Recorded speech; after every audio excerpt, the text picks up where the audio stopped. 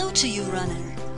If you get interested in this video, then you're searching for some tips as to how to train for a marathon, especially when you are not a professional runner. Just like me several years ago, you might have noticed that most of the advice available on the net are aimed at professionals whose main goal is to win. If you are participating in the marathon for some noble aim, or just to prove yourself that you can do it, then go on listening. To tell the truth, I ran my first marathon when I was 34.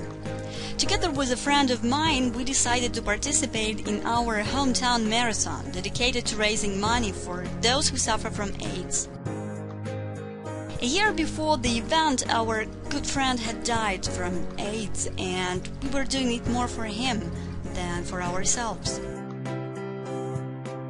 On the net, we found a good schedule that was aimed at 17-week training.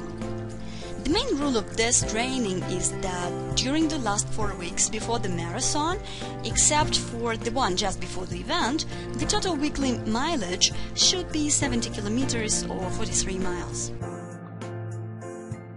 As you can see from a given table, there is a total weekly mileage and mileage that you have to run on any chosen day. I usually had some short runs during the week, had a rest on Saturdays, and did the longest run over Sunday. Starting with week 5, I tried to run every day except Saturday.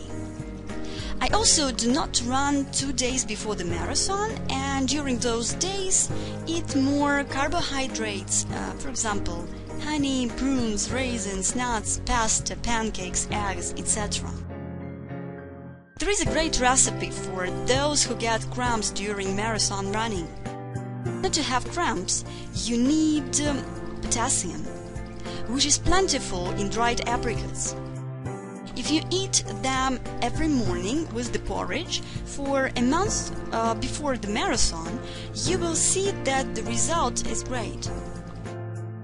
And finally, you should listen to your body.